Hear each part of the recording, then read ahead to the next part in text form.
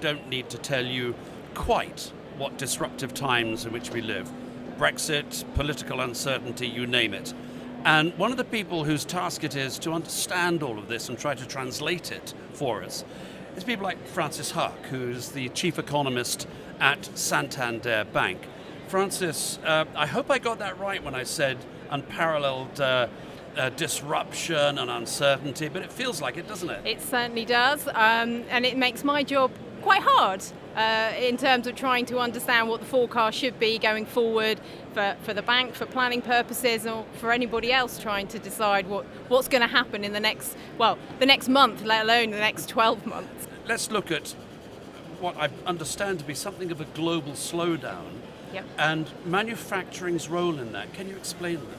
Yeah, so I think we have certainly seen a sharp slowdown since 2018 in the global economy, and that has been led by manufacturing. If you look at the stats for, in particular, Germany, which is obviously big manufacturing base and a big exporter, they have shot down at the table. And, part of that is probably to do with the sort of more protectionist agenda that we're seeing globally, particularly from Donald Trump. And part of it may just be a general slowdown as we've had a long period of growth. So, you would expect to see, some shifts over time. I don't think we're heading for any kind of, big disaster. But of course, any form of uncertainty around sort of the trading and we talk about globalization is going to affect the economies of all countries because we're so interconnected these days. But to quote a well-known phrase or saying from a former prime minister, we seem to have these cycles of boom and bust. Is it just external factors, or is there an internal dynamic within global trade and manufacturing that leads that? Well, I think it's a bit of both, to be fair. I mean, you're bound to get, swings and roundabouts. Although, to be honest, in the last 10 years, we've actually not really seen that. We've not seen the big increases in growth and followed by the big, huge downturn. And, that might be something to do with where we ended up after, 2008. We have a very low interest rate environment across the globe. So, that may have played its part as well. But, I mean, you have to expect there will be movements, and it's really how governments then deal with that, whether it's used to be quite a lot by monetary policy, but the room for manoeuvre there is now much more limited. So people are looking more towards the fiscal side, and actually governments moving away from this austerity era and into something more spending in terms of fiscal policy. Well, spending used to be called by certain politicians investment, when really it was just spending. But it would be really nice, wouldn't it, if they actually did start investing in a way that made sense. And yet they will turn around and say, well, every time we talk about investing in a big project like HS2 or the third runway at Heathrow, both of which would generate huge amounts of business for manufacturers, everybody starts yelling at them. So we're conflicted in this country, aren't we? Yes, I think it's very hard. I mean, governments generally don't run projects very well. I think HS2 and Crossrail have sort of borne that out. Fair enough. Having said that, though, I think what's behind it needs to be very targeted. I mean, a lot of people have said actually HS2 they don't think is going to bring the growth.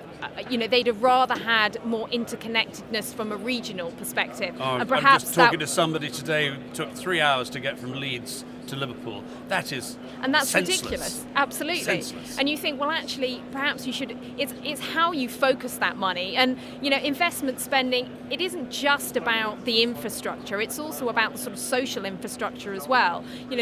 Things such as childcare, which actually is so important to at least a good proportion of the population who've got children who want to go back to work and then find that they can't because there just isn't that provision or it's too expensive. So there's, to me, two types of infrastructure. There's absolutely infrastructure. We need decent broadband. We need good transportation links. But I also think that you have to think about some of the more sort of social side of things, communities and social well-being, which is also very important to people. Absolutely. And one of our beefs here at the manufacturer is about the damage that's been done to further education over the years completely ignored, and it's a vital part of lifelong learning. Absolutely. That we're going to need desperately. The way we've been talking for the last few minutes, some might say sounds a little bit negative, a bit pessimistic. And of course, your job very much is to talk about the environment in which people are prepared or not to invest.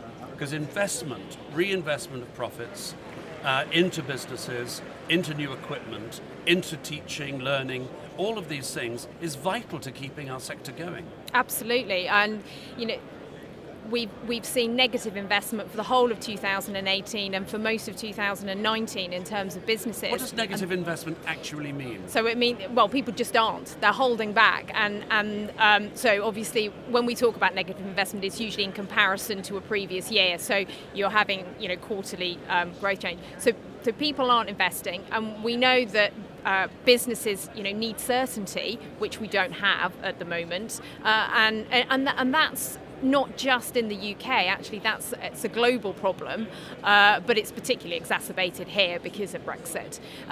And that is a real big driver. Not only it's a big driver of growth, but it's a big driver of productivity. And productivity is what we want because that increases living standards. It doesn't create inflationary growth, which is what we want to avoid. $64 billion question. Last one to wrap up. Interest rates, what's your gut telling you on that? Are they going to stay low and maybe go lower? I think that will ultimately depend on what happens on the 31st of January. By 31st, you mean Brexit? I mean Brexit. So if we leave, then I think maybe we'll see a period probably of flat rates, maybe starting to climb if things start to improve. That will also depend on what happens globally. I think if we have yet another delay, the economy is going to suffer. And the MPC will have to start thinking, about cutting, and that's what they've said. So, Frances, Watch we this live space. in uncertain times. Certainly do. Makes your job more interesting. Certainly does. And mine, actually. So, Frances, thank you you very much much indeed. Thank you.